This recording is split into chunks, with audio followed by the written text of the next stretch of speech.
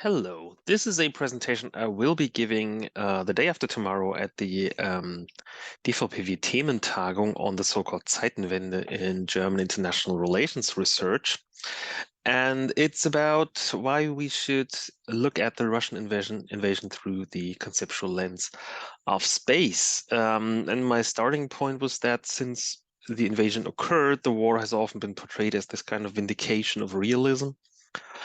So this feels a little like we're back to the inter-paradigm debates of the 1980s and 1990s, but I find this to be a very unhelpful take. So many theoretical paradigms have something to offer. So if you want better analysis, I guess we have to play nicely with each other rather than competing among theoretical schools. And one way of doing that is by utilizing bridging concepts. In my paper, I propose space to be one such concept. Now, space is about size, about shape, about boundedness and distance, but there are many different spatial ontologies, such as territory or place, scale, network, bodies, landscapes, which are different ways of conceptualizing specific kinds of spaces. I discussed these in an article that was published this year in a Review of International Studies. And what many recent writings in other disciplines like political geography or sociology or anthropology share is an understanding that spaces are not naturally occurring phenomena, but are socially constituted. Spaces are created, they are shaped and are given meaning through human action, but they also have effects. And this is what I mean by space, a focus on how spaces are made and remade in social interaction, not classical geopolitics or geodeterminism where geography is destiny. So a spatial approach would not only facilitate discussions within IR, but also with other social scientific disciplines and their respective work on Ukraine and Russia. Now, how could a conversation centered around a spatial perspective on the Russian invasion look like? Here I offer three different conceptions of space as analytical lenses. First, space as physical environment, so geographical factors that influence where and how the war is fought through factors like terrain and distance, proximity and mobility, which are important factors in force allocation and logistics, as are topographical features like rivers, and environmental conditions generally matter, such as the conditions of the ground as the year passes. Second, there is space as idea and discourse. So what actors think about a space, how they speak about it, how they imagine it, it all shapes how they act in relation to it. And this refers to symbols, to representations, including maps, to stories and narratives, to collective imaginaries, and more, all of which matter by not only influencing action, but also by providing justifications of action. And as examples, we might point to nationalist and imperialist visions in Russia or ideas of Ukrainian nation building. Thirdly, there is space as political constructions. And this is sort of where the previous two dimensions come together. And this refers to projects and practices of political power, which are expressed in spatial terms. So for the case at hand, we might refer to spheres of influence, like Russian concepts of the near abroad or Novorossiya, or institutions like the Commonwealth of Independent States as a conduit of Russian power. Or we might look at the separatist regions or independent republics of Luhansk and Donetsk, or the Republic of Crimea as examples how territories are used as an instrument of annexation.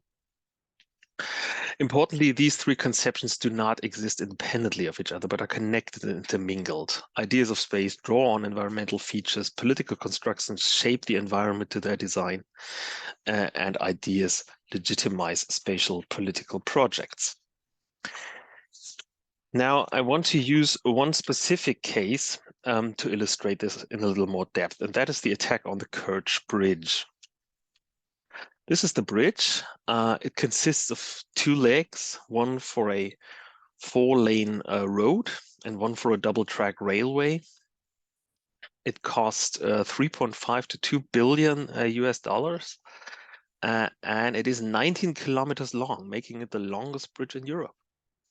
The construction began in February 2016 And the road bridge was inaugurated in May 2018, so a little more than 2 years later, by Russian President Vladimir Putin himself. The rail bridge took a little longer. It was inaugurated in December 2019. The Kerch bridge connects the Kerch Peninsula of Crimea to the Taman Peninsula of the Krasnodar region in Russia. Now, as you probably know, on October 8th at about 6 a.m. in the morning, an explosion occurred on or under the road bridge. A passing freight train also caught fire. It was carrying fuel, and 7 wagons were also enveloped in flames. 4 people were killed. In the aftermath, one of the 2 roads was destroyed, as you can see from the pictures here, and the railway tracks were damaged by fire. The remaining road was reopened for light traffic a few days thereafter, as was the railway line. Lorries have been back to using ferries since then, and repairs have begun on the bridge. Now, the source of the explosion isn't entirely clear. Russia says a lorry carried the explosives. Western sources say it was probably a maritime drone. And it is pretty clear that this was a Ukrainian operation, even though Ukraine has never claimed responsibility. Now, let's look at this through some of our lenses. First of all, the geography of Crimea makes resupply very difficult for Russia. This was true for the ceasefire period of 2014 to 2021. And in 2022, the supply issue was a bit less about the occupation of Crimea and more about supporting the Russian troops in the southern theater of war. The bridge was supposed to reduce the leverage of Kiev over transport to Crimea and make Russian supply of the peninsula cheaper and easier. And in terms of transport, the bridge was much more efficient than the previous ferry service. So especially in the summer, traffic could go as high as 30,000 cars per day. And lorry transports also increased by a factor of 3. So in short, while there are other ways of supplying Crimea and supplying Russian troops in the south of Ukraine, they are more dangerous and or less efficient. So the bridge was an important piece of infrastructure. Since its construction, the bridge has also restricted the size of ships that can access the Azov Sea and Ukrainian ports like Mariupol and Berdyansk. So Russia imposed safety inspections on ships passing underneath, delaying their journey by several days, which the Ukrainian government called a blockade. And the waters close to the bridge were also the site of the 2018 Kerch Strait incident, where the Russian Coast Guard captured several Ukrainian Navy vessels. So an attack on the bridge has a pretty clear military rationale. It also communicates the capability to conduct operations deep in Russian-held territory. Now, as for the political construction, infrastructures are performances of state territoriality. The bridge symbolically integrates Crimea into Russia as much as practically. It softens the exclave character of Crimea from a Russian perspective.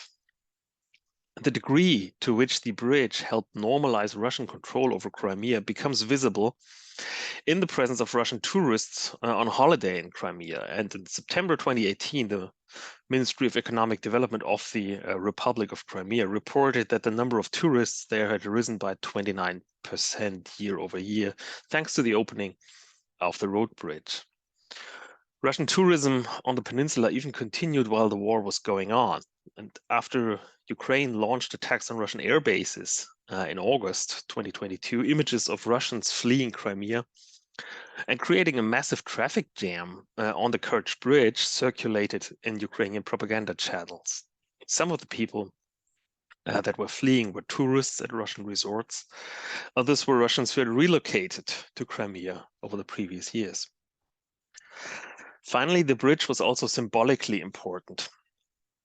It was an engineering feat of constructing the longest bridge in Europe in just over 2 years, which also has historical resonance because this was not the first attempt at building a bridge across the strait. And I quote Vladimir Putin from his inauguration speech in 2018, in different historical epochs, Even under the Tsar priests, people dreamed of building this bridge. Finally, thanks to your work and your talent, the miracle has happened. The inauguration was also commemorated by a postage stamp. But all of this pales before another completely unsubtle bit of propaganda. The Crimean Bridge Made with Love is a 2018 Russian state-funded film, a romantic comedy. The script was written by Russia Today editor-in-chief Margarita Simonyan, one of the chief propagandists of the regime, and directed by her husband. An editorial by Radio Free Europe compared the movie to Mamma Mia if it had been made by the Soviet Union. And I want to quote extensively from Wikipedia because this movie is just so bonkers. First, as to the plot, the Crimean Bridge is being built in Kerch, a city in eastern Crimea, during the summer. Two men at the construction site are pursuing an archaeology student named Varya. Viktor, a PR man from Moscow who arrives in a white convertible with an American television crew, and Dima, a young and ambitious builder. Sadly, Wikipedia doesn't say how the movie ends, although my money would be on Dima. The reception is also wonderful. The film attracted scathing reviews and was even the lowest rated film on several film review aggregators. It flopped at the box office. Cinemas in Kazakhstan refused to screen the film, citing no interest from local moviegoers.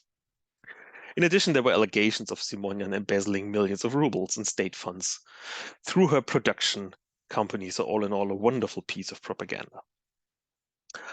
Okay, that is all.